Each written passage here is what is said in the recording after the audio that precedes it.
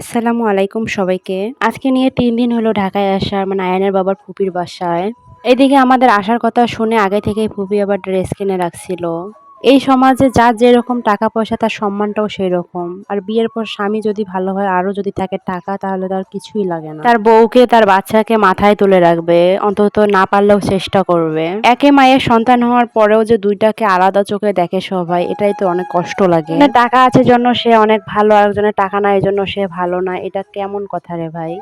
বিয়ে করছিলাম বেকার ছেলেকে বলে জীবনে এত কষ্ট পেয়েছি। কিছু কিছু সময় স্বামীর টাকা পয়সা লাগে না, স্বামীর সাপোর্টটাই পাশে থাকাটাই দরকার, তাহলে কেউ আর মাথা চাড়া দিতে পারে না। যদি স্বামী ভালো না হয় শুরুতেই, তাহলে তার জীবনটা শেষ। আরো যদি না থাকে টাকা পয়সা তাহলে বাকিটুকুও শেষ।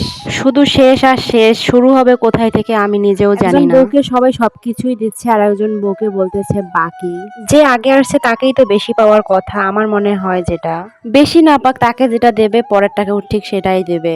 সে হোক ছোট বউ কিংবা বড় বউ, এখানে একটাই তফাৎ, এটা হচ্ছে স্বামী আর টাকা। আমার শুরুটাই ভালো ছিল না, অনেক কষ্টের ছিল, শেষটা কেমনে ভালো হবে? দুইটা বউ, একটা বউকে বেশি দিল আর একটা বউকে কম দিল। যে আগে আসছে সেই কম পাইলো। আমার কথা তাকে দেখ, বেশি সমস্যা নেই, কিন্তু আমাকে সবার সামনে কেন ছোট করলো, কেন কম জিনিস দিল?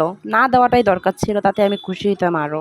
স্কিনে যেটা থ্রি পিস দেখাইলাম ওটা হচ্ছে মার, আর এইদিকে হচ্ছে গ্রামীণ চেক থেকে আয়ান বাবুর নেওয়া হয়েছে। জামাগুলো কাপড় হিসাবে ভালো আছে, সুতাগুলো ভালো আছে, কিন্তু কোয়ালিটি গুলো একদম ভালো না, কালার গুলো একদমই ভালো না। মাশাআল্লাহ অনেক বেশি। আর এই শার্টটাই শুধু নিচে, এখানে দেখেন আপনারা প্রাইসটা 490 টাকা, 90 টাকা ডিসকাউন্ট করছে, 400 টাকা এই একটা শার্টেই।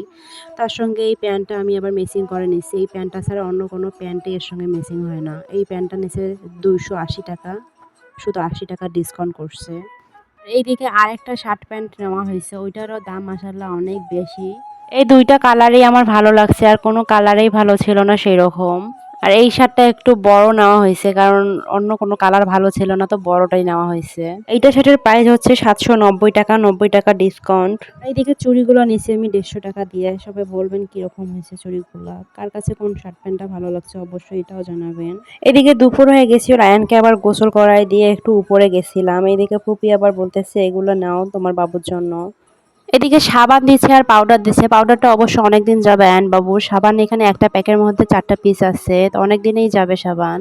এদিকে ফুপি যেগুলা দিছে সেগুলা দেখানো হলো। আয়ান বাবুর বড় বাবা যেগুলা দিছে, আমার ভাসু যেগুলা দিছে আয়ানকে আর আয়ানের বাবাকে, সেগুলা দেখাবো চলেন। আর এদিকে ওর জন্য ওই যে কোটি সিস্টেম হাতাওয়ালা শার্ট প্যান্ট নেওয়া হয়েছে। আমার কাছে এই ড্রেসগুলো বাচ্চাদের জন্য অনেক ভালো লাগে। একটু বড় সাইজের নিছি, আর এই ড্রেসগুলো ঠান্ডার জন্য অনেক ভালো হবে, যেহেতু একদিন পরবে, বিয়ের দিনেই পরবে একদিনের জন্য, তো এটা সমস্যা না, এটা রাখি দেওয়া হবে, পরে যখন ঠান্ডা আসবে তখন ও পরবে। এখানে আবার নর্মালি শার্ট আর প্যান্টটাও পরতে পারবে, কোটিটা ছাড়া। এদিকে একটা বেল্ট দেওয়া আছে শার্টের জন্য, এটা সহ প্যান্টটা পরতে পারবে। এই দেখেন এর প্রাইসটা কত দেওয়া, 2650 টাকা চাইছে। আমাদের আবার ডিসকাউন্ট করে 2000 টাকাতে নিয়ে আসা হয়েছে, অনেক জোরাজুরি করে, তারপরও দেয় না। তো প্রাইসটা কীরকম বেশি হয়েছে না কম হয়েছে অবশ্যই জানাবেন, এবং ড্রেসটা কীরকম হয়েছে সেটাও জানাবেন। একটু হেলদি বাচ্চাদের জন্য অনেক ভালো হবে। আয়ানবাবু যেহেতু একটু শুকনা, তাই ও একটু কম মানাবে। আর এটা হচ্ছে বেল্ট, কোটিটা না পরলে শার্টের মধ্যে এই বেল্টটা দিয়ে পরা যাবে।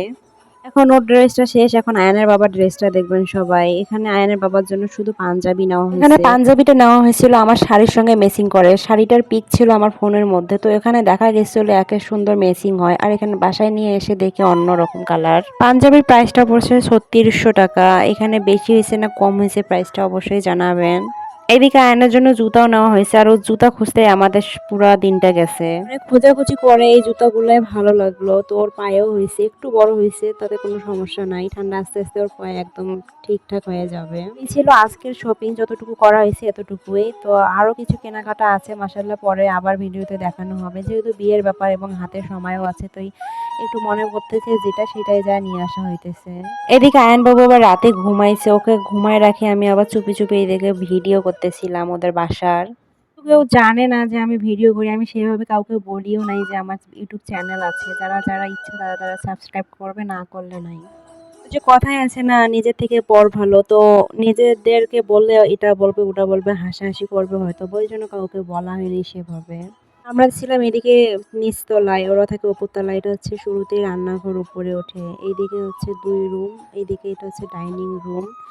এইটা টেবিলেই বসে ভাত খায়। নিচে ওদের বড় ডাইনিং আছে। আর আমার এই সিস্টেমটাই ভালো লাগছে। এই বাসাটা হচ্ছে ৭ তলা, আর একটা ৪ তলা বাসা আছে, তারই সিসি ক্যামেরা এটা লাগানো এখানে। এদিকে হচ্ছে ২ রুম, ২ ছেলের জন্য। আর ওইদিকে হচ্ছে ফুপির রুম আর ওনার মেয়ের রুম, মানে ওনার একটাই মেয়ে। দুপুরে আসে তো খাওয়া দাওয়া করে গোসল করে এদিকে আবার ছাদেও আসলাম আয়ান বাবুকে নিয়ে, যে ওদের একটু ছাদটা দেখে ফুপি বলতেছে যে ছাদে যাও, ছাদে অনেক সুন্দর বাগান আছে, তোমার ভাইয়া অনেক সুন্দর বাগান করছে, একটু দেখে আসো।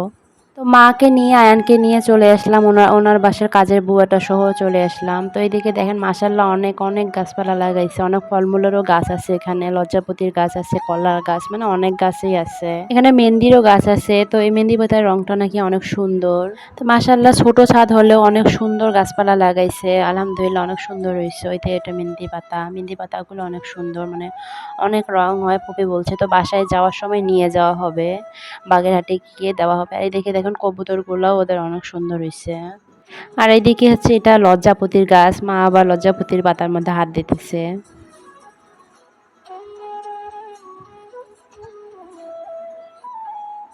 এদিকে দেখেন কামরাঙ্গাও ধরছে সুন্দর। কার কার কোন ফলটা খেতে ভালো লাগে অবশ্যই আমাকে জানাবেন। এবার আঙ্গুরের গাছটাও সুন্দর হয়ে উঠতেছে। আর এদিকে একটা বড়াই দেখলাম, কাজের বুয়াটা বলতেছে যে এই বড়াইটা কখনো খাইছেন কিনা।